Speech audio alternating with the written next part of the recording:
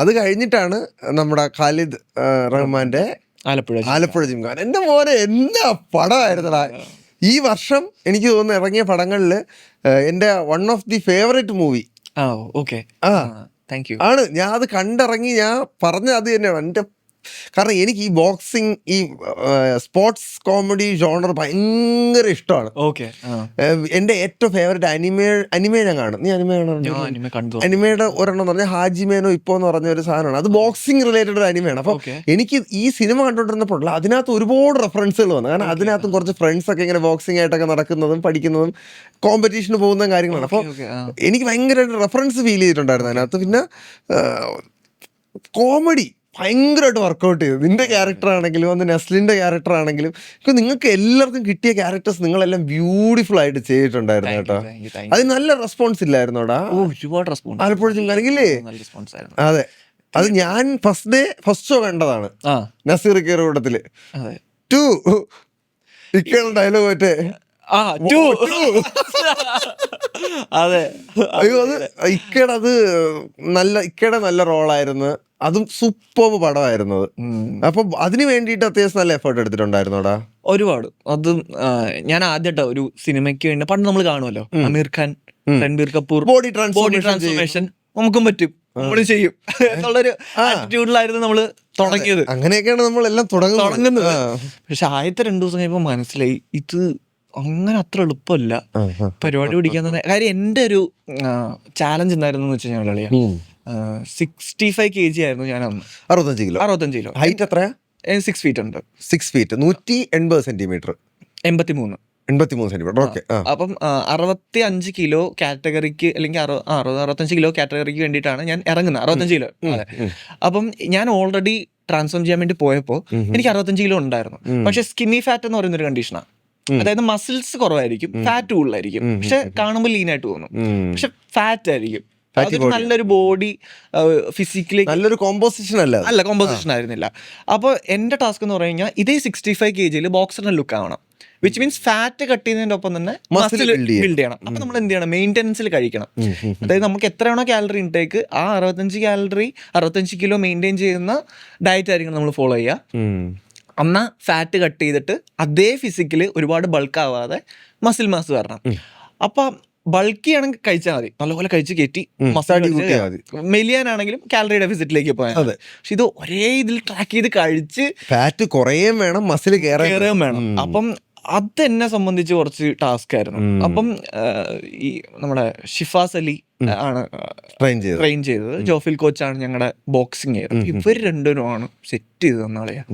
അത് എന്താ പറയാ, ഒരുപാട് ഹാപ്പിയാണ്, ഭയങ്കര ഹാപ്പിയാണ്. അവർ ഔട്ട്പുട്ടിൽ ഹാപ്പിയാണ്, അവരുടെ ഡെഡിക്കേഷനിലും ഹാപ്പിയാണ്. കാര്യം അവരാണ് കൂടുതലും. 6 months ആണോ എടുത്തത്? നമ്മൾ 5 months ആണ് എടുത്തത്. 5 monthsലാണ് ട്രാൻസ്ഫോർമേഷൻ. അപ്പൊ 5 months ഈ 65 kg ഈ പറഞ്ഞ ഇതിൽ കൊണ്ടെത്തിച്ചു. ആക്ച്വലി എല്ലാവരും നല്ല ഫിറ്റ് ആയിരുന്നു കേട്ടോ അതിനകത്ത്. നല്ല രീതിയിൽ വരാൻ പറ്റും. അതും കൂടെ കൊണ്ടാണ് അത് ബിലീവബിൾ ആവുന്നത്. എല്ലാം പിള്ളേര് സെറ്റാണ്. പിന്നെ അപ്പൊ സ്കൂളിൽ നിന്ന് കഴിഞ്ഞിട്ട് എല്ലാം അങ്ങ് ഇറങ്ങുകയാണ് ബോക്സിങ്ങിന് വേണ്ടിയിട്ട്.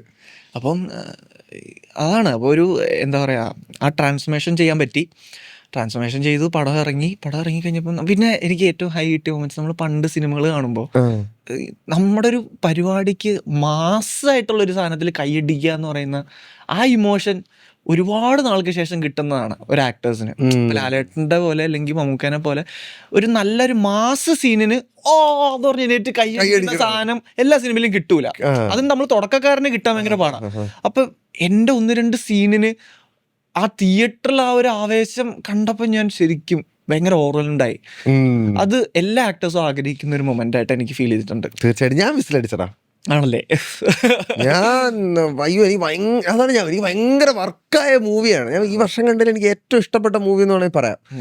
കാരണം അതെ, സൂപ്പർ സാധനമായിരുന്നു അത്. അതെ. അപ്പൊ എനിക്കത് ഭയങ്കര ഹാപ്പിയായിരുന്നു. താങ്ക്സ് ടു റഹ്മാനിക്ക, ചിംഷിക്ക, പേരുകൾ പറഞ്ഞ തീരില്ല, ഒരുപാട് പേരോട് നന്ദി പറയേണ്ടിയിരിക്കുന്നുള്ള ഒരു സിനിമയാണ് ആലപ്പുഴ ജിംഖാന. ഈ ഖാലിദ് റഹ്മാന്റെ മൂവീസ് ഞാൻ പലപ്പോഴും ശ്രദ്ധിച്ചിട്ടുണ്ട്. എപ്പോഴും കട്ട്സ് ഒക്കെ ഭയങ്കര രസമായിട്ടാണ് ചെയ്തേക്കുന്നത്. പുള്ളിയുടെ വർക്ക് ചെയ്തപ്പോ എങ്ങനെ ഉണ്ടായിരുന്നു? എങ്ങനെയാണ് പുള്ളിയുടെ ആറ്റിറ്റ്യൂഡ്? കലിപ്പനാണോ? ഭയങ്കര പാവാ. അതായത് കലിപ്പുണ്ട്, പക്ഷെ ആ കലിപ്പ് എന്ന് പറഞ്ഞു കഴിഞ്ഞാൽ അവരുടെ ടീമിന്റെ കലിപ്പ് അങ്ങനെയാണ്. അവരിപ്പോ ഒരു തെറി പറഞ്ഞാലോ ദേഷ്യപ്പെട്ടാലോ നമ്മള് ഫ്രണ്ട്സിന്റെ അടുത്ത് സംസാരിക്കത്തില്ലേ, ചെയ്യണം, അല്ലാതെ നമുക്കൊരിക്കലും അത് പേഴ്സണലി ഹേർട്ട് ആവുന്ന രീതിയിൽ അവര് സംസാരിക്കില്ല. നമുക്കൊരിക്കലും ഓക്കെ അതൊരു ഖാലിദ് റഹ്മാൻ വലിയൊരു ഡയറക്ടറാണ്, ഇവിടെ ഒരു വര, അതിന്റെ അപ്പുറത്ത് പുള്ളി, ഇപ്പുറത്ത് നമ്മൾ, അതില്ല. നമ്മള് ഷൂട്ടിന്റെ സമയത്ത് പുള്ളി ചെയറിലിരിക്കുന്നു, ഡയറക്ട് ചെയ്യുന്നുള്ളതിന്റെ മാറ്റി വെച്ചാ പുള്ളി ഭയങ്കര കമ്പനിയാ. എല്ലാവരും ഒരു ക്യാരവാനല്ല, എല്ലാവരും എന്ന് വെച്ച് കഴിഞ്ഞാൽ ഈ 20-15 പേര് ഒരു ക്യാരവാന്റെ അവസ്ഥയാണ് ഞാൻ ആലോചിക്കണം. അത് ക്യാരവാന്റെ ആൾക്കാര് ഇങ്ങനെ നിന്ന അവസ്ഥയുണ്ട്. ആൾക്കാർ ഒരു പ്രൈവറ്റ് ബസ്സിൽ കയറുന്ന പോലെയാണ് ക്യാരവാനിൽ എല്ലാവരും കയറിക്കൊണ്ട്. അത്രയും എന്താ പറയാ ഒരു കളക്റ്റീവായിട്ടുള്ള ഒരു സിനിമയായിരുന്നു ആലപ്പുഴ ജിംഖാന. ആരും തമ്മിലൊരു എല്ലാം ഒരുപാട് പിള്ളേർ സെറ്റ് ഇല്ലായിരുന്നു. പിള്ളേർ തന്നെ ഉണ്ട് 10 പേര്. അതിന്റെ പുറമെ ജിംഷിക്ക, എല്ലാവരും റഹ്മാനിക്ക് എല്ലാവരും ഉള്ളിൽ തന്നെ ആയിരിക്കും. അവിടെ ഇരിക്കുക, തമാശ പറയുക, നിലത്തിരിക്കുക, എല്ലാവരും ഇങ്ങനെ നിരന്ന്, സ്ഥലം ഉണ്ടാവില്ല, നിക്കാൻ പോലും സ്ഥലം ഉണ്ടാവില്ല ക്യാരവനില്. അങ്ങനെ ഇരുന്ന് തമാശകൾ പറയാ. ഇത് 1-2 ദിവസങ്ങളല്ല, 100 ദിവസം ഇങ്ങനെയായിരുന്നു. 100 ദിവസവും ഇങ്ങനെ തന്നെയായിരിക്കും. അല്ലെങ്കിൽ നമ്മള് 3.5 മാസം. അതെ. അപ്പൊ ഒരു ഫണ്ടെന്ന് പറഞ്ഞു കഴിഞ്ഞാൽ നമുക്കിപ്പോ ക്യാരവനിലെ റൂം, ഐ മീൻ സ്പേസ് ഇല്ലാത്ത 20 പേര് ആളായതുകൊണ്ട് അവിടെ തന്നെ ഒരു റൂം എടുത്ത് ഇവര് മേളിൽ റൂം എടുത്ത്, അതായത് നമ്മളോട് പറയാതെ റഹ്മാനിക്ക റൂം എടുത്ത്, ഒരു AC റൂം, അടിപൊളി റൂം, മേളിൽ ഇങ്ങനെ റൂം എടുത്ത് ആരും അറിയാത്ത രീതിയിൽ ഞങ്ങൾ കണ്ടുപിടിച്ച് നമ്മളെല്ലാരും കൂടെ അങ്ങോട്ട് പോയാട്ടാ. റഹ്മാനിക്ക ഒന്ന് തുറന്ന് നോക്കിയപ്പോ അവിടെ ഞങ്ങൾ നിന്റെ അടുത്തൊക്കെ പേടിച്ചാണ് നിങ്ങളോട് പറയാത്ത ഞാൻ ഈ റൂം എടുത്ത്. ക്യാരവാനിൽ ചെന്നപ്പോ നിങ്ങള്, ഇവിടെ വന്നപ്പോ നിങ്ങള് ഇത് പറ്റില്ല കേട്ടോ, നിങ്ങൾ ഏത് റൂം വേണം നിങ്ങൾക്ക് ഇപ്പൊ പറ, എവിടെങ്കിലും ഒരു സ്ഥലത്ത് ഫിക്സ് ചെയ്യണം. ഇങ്ങനെയാണ് റഹ്മാനിക്ക നമ്മളടുത്ത് ഡീൽ ചെയ്യണം. അപ്പൊ ഞങ്ങളില്ല, റഹ്മാനിക്ക ഇവിടെ എവിടെങ്കിലും ഇരുന്നപ്പോയെ ഞങ്ങൾക്ക് റൂം ഇഷ്ടപ്പെട്ട് റൂമൊക്കെ അടിയായിരുന്നു. ഞങ്ങൾക്ക് എവിടെ ഇരിക്കണം, കിടക്കണം, അതുകൊണ്ട് ഒരു വിവേചനോ ഹൈറാർക്കിയോ ഒന്നുമില്ല. എല്ലാവരും അടിയായിരുന്നു.